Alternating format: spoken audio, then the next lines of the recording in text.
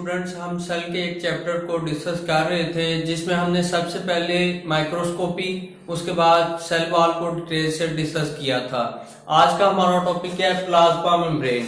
इस टॉपिक में हम पढ़ेंगे कि प्लाज्मा मेम्ब्रेन का जनरल इंट्रोडक्शन क्या है और प्लाज्मा मेम्ब्रेन की केमिकल कंपोजिशन कौन सी है और प्लाज्मा मेम्ब्रेन के स्ट्रक्चर मॉडल कौन से पेश किए गए, उनमें क्या बताया गया स्ट्रक्चर के बारे में, और लास्ट में हम देखेंगे कि प्लाज्मा मेम्ब्रेन का फंक्शन कौन सा है, लिविंग ऑर्गेनिज्म में प्लाज्मा मेम्ब्रेन किस तरह हेल्पफुल है। तो सबसे पहले हम प्लाज्मा मेम्ब्रेन के जनरल इंट्रोडक्शन पे आते हैं। प्लाज्मा मेम्ब्रेन क्या है? ये आउटर मोस्ट बाउंड्री है किसमें? एनिमल सेल में।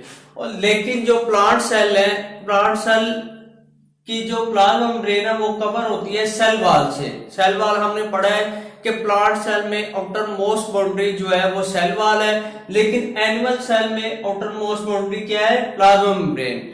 और ये काम क्या करती है कि ये सेल की शेप को मेंटेन करने के लिए, उसे प्रोटेक्ट करने में इसका जनरल फंक्शन है।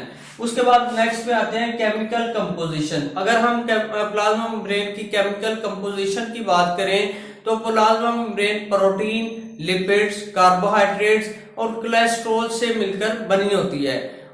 हम इसकी परसेंटेज देख लेते हैं। लिविंग ऑर्गेनिज्म में प्रोटीन जो है 60 से 80% पाई जाती है, वो वेरी करती है डिफरेंट लिविंग ऑर्गेनिज्म के सेल में। उसके बाद लिपिड्स जो है वो 20 से 40% पाया जाता है, और कार्बोहाइड्रेट जो है ये स्मॉल क्वांटिटी, मतलब इसकी कोई एग्जैक्ट कोई परसेंटेज नहीं होती, ये वेरिएबल है, मतलब डिफरेंट सेल में ये वेरी करता है। उसके बाद कोलेस्ट्रॉल है, इसकी भी जो डिफरेंट सेल में क्वांटिटी है वो वेरी करती है। और नेक्स्ट पे है प्लाज्मा मेम्ब्रेन के स्ट्रक्चर मॉडल। प्लाज्मा मेम्ब्रेन के स्ट्रक्चर के बारे में दो मॉडल पेश किए गए, जिसमें सबसे पहला है यूनिट मेम्ब्रेन मॉडल और fluid mosaic model.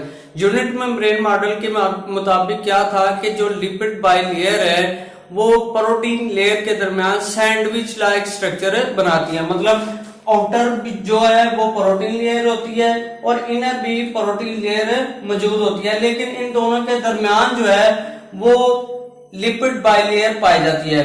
Lipid bilayer का जो टेल पार्ट है उसे हम हाइड्रोफोबिक जोन कहते हैं। हाइड्रोफोबिक का मतलब क्या है कि वो वाटर में इनसॉल्युबल होता है, लेकिन जो हाइड्रोफिलिक जोन है वो हेड पार्ट है किसका? लिपिड बाइलेयर का। और हाइड्रोफिलिक का मतलब क्या है? ये वाटर में सोल्यूबल होता है।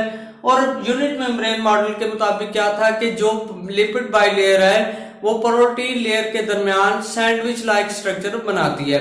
लेकिन उसके बाद क्या हुआ कि जब माइक्रोस्कोपिकली प्लाज्मा मेम्ब्रेन को स्टडी किया गया तो उसके मुताबिक ये था कि जो लिपिड बाइलेयर है वो कंटिन्यूअसली इस तरह नहीं मौजूद होती प्लाज्मा मेम्ब्रेन है, बल्कि प्रोटीन लेयर जो है वो एम्बेडेड होती है लिपिड बाइलेयर में।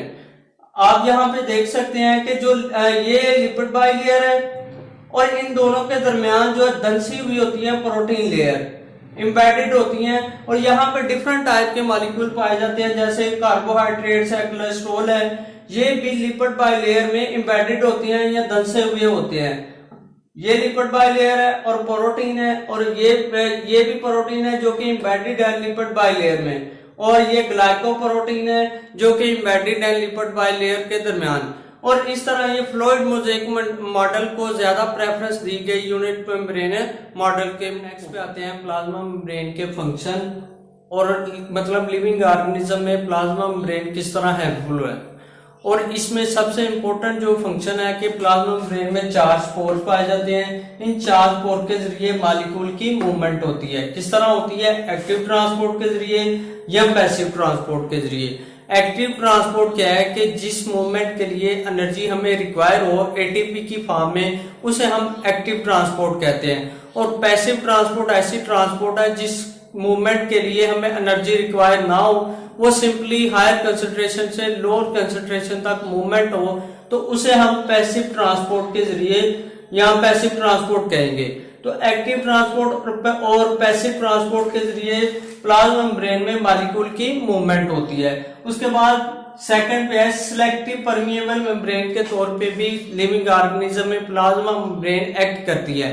किस तरह एक्ट करती है कि ये कुछ मालिक्यूल को रोक देती है और कुछ मालिक्यूल को ये गुजरने देती है। कौन से मालिक्यूल को रोक देती है कि जो लिपिड सोल्यूबल मालिक्यूल हैं उनको प्लाज्मा मेम्ब्रेन गुजरने देती है या उसमें ट्रांसपोर्ट ऑफ मटेरियल हो जाती है, लेकिन जो मालिक्यूल लिपिड इनसोल्यूबल होते हैं, मतलब लिपिड में सोल्यूबल नहीं होते, उसे वो रोक देती है। उसके बाद थर्ड पे है ट्रांसपोर्ट ऑफ मटेरियल, जो है वो प्लाज्मा मेम्ब्रेन में इनफोल्डिंग की फॉर्म में या वैक्यूल की फॉर्म में भी होता है। अगर ये वैक्यूल की फॉर्म में इनटेक ऑफ मटेरियल हो, मतलब अंदर दाखिल हो, तो उसे हम एंडोसाइटोसिस कहते हैं। और एंडोसाइटोसिस को भी फर्दर 2 टाइप्स में डिवाइड किया गया है, फैगोसाइटोसिस और पाइनोसाइटोसिस। फैगोसाइटोसिस क्या है कि अगर intake of material solid form में है तो उसे हम फैगोसाइटोसिस बोलते हैं। अगर वो मटेरियल जो है लिक्विड फॉर्म में है तो उसे हम पाइनोसाइटोसिस कहते हैं, मतलब लिक्विड फॉर्म में इनटेक ऑफ मटेरियल होगा तो उसे हम पाइनोसाइटोसिस कहते हैं। और ये ट्रांसपोर्ट ऑफ मटेरियल जो है ये प्लाज्मा मेम्ब्रेन के जरिए होता है। उसके बाद है एक्सोसाइटोसिस। अगर गिव आउट ऑफ मटेरियल जो है वैक्यूल की फॉर्म में बाहर कोई मॉलिक्यूल की मूवमेंट होगी वैक्यूल की फॉर्म में, तो उसे हम एक्सोसाइटोसिस कहते हैं। उसके बाद है कि प्लाज्मा मेम्ब्रेन जो है वो नर्व इंपल्स को ट्रांसमिट करने के लिए भी बहुत ही ज्यादा हेल्पफुल है, मतलब एक पार्ट से बॉडी के एक पार्ट से जो नर्व इंपल्स है दूसरे पार्ट तक पहुंचाने के लिए प्लाज्मा मेम्ब्रेन बहुत ही इंपॉर्टेंट रोल प्ले करते हैं। केमिकल मैसेंजर के तौर पे प्लाज्मा मेम्ब्रेन लिविंग ऑर्गेनिज्म में एक्ट करते हैं। Thank you for this.